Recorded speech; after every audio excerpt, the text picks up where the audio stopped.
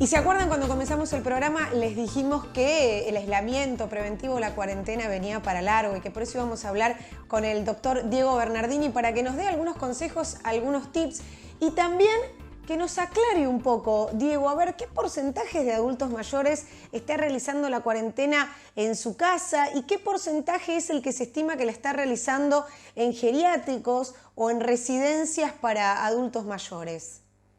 Es muy interesante la pregunta, porque generalmente cuando esto se le suele preguntar a las personas, piensan que el porcentaje es muy elevado.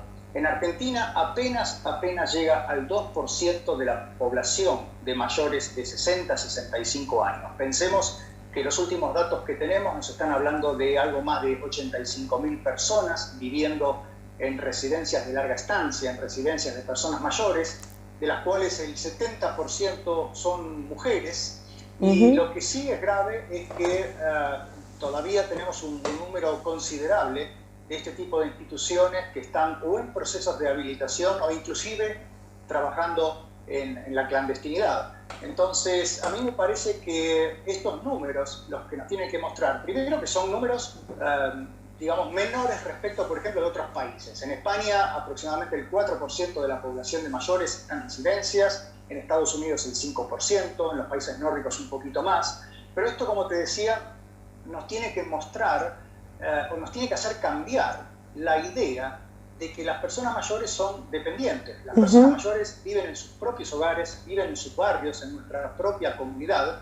Y te doy un dato más. El 20% de estas personas mayores, que son en Argentina algo más de 1 millón de personas, viven solas, viven de manera, digamos, independiente, autónoma, solas.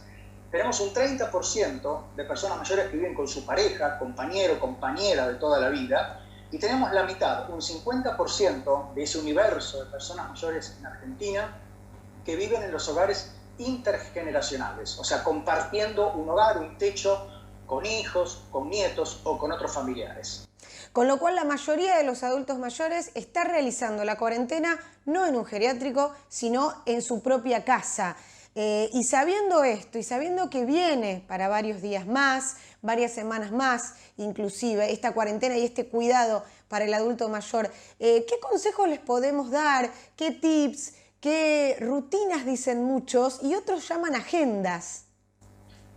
Correcto. Mira, primero las recomendaciones que tenemos que dar son recomendaciones que tienen que ir con un carácter, digamos, recomendatorio, con un carácter preventivo, colaborativo, donde no haya nada de esto impuesto. Lo mejor que podemos hacer es intentar mantener una agenda de actividades, y yo la llamaría más agenda que rutina, porque a veces la rutina tiene esa connotación aburrida, negativa y pesada.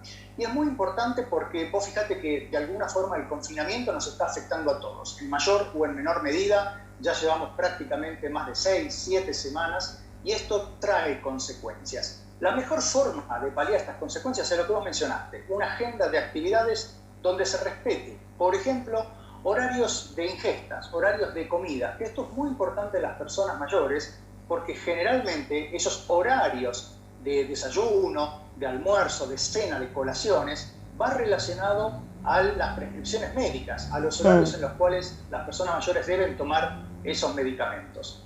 Sabemos también que hay que mantener horarios de descanso, y esto es importante porque en confinamiento vemos más televisión, escuchamos más radio, estamos más tiempo en los sillones, en los sofás, y esto puede hacer que hagamos la famosa cabeceada, la famosa siestita de 10.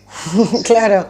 Que en las personas mayores es importante, porque las personas mayores suelen dormir menos cantidad de horas a la noche, tienen un sueño más superficial, y la verdad me ha pasado, ya hijos o familiares de pacientes que dicen, mi padre o mi madre se duerme más tarde, por favor deme alguna medicación, alguna pastilla para que se duerma, y esto no puede ser. Claro, se puede evitar la medicación en ese aspecto.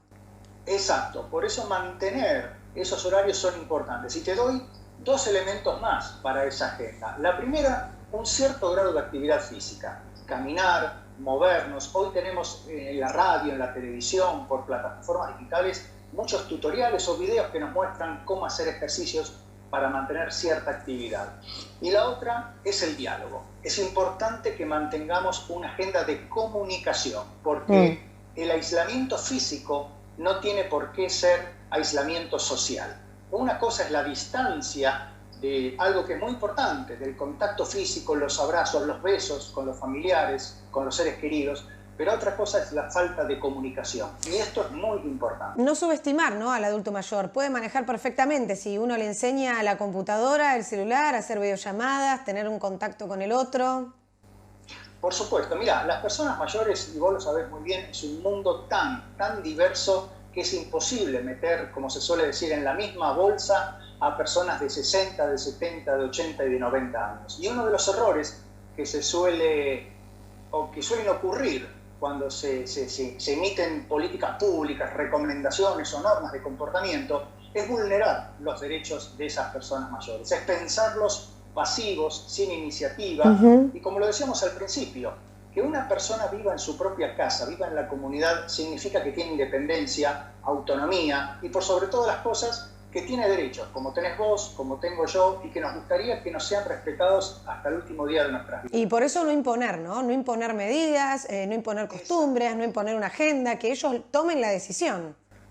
Exacto, ese es el punto que vos estás marcando y que es más relevante de cara a toda esta situación. Tenemos que tomar decisiones negociadas, colaborativas, donde en definitiva lo que estamos haciendo es intentar cuidar a las personas mayores, pero para cuidar a las personas mayores es importante conocerlos, porque estamos cuidando vidas, no estamos cuidando un señor o una señora, es un señor o una señora con una vida, con una trayectoria, con sentimientos, con afectos. Entonces, esto es fundamental, intentar buscar negociar. Las personas mayores saben de qué se trata el riesgo de vivir y saben cuidarse. Y ellos mismos son quienes deben tomar en definitiva la última decisión.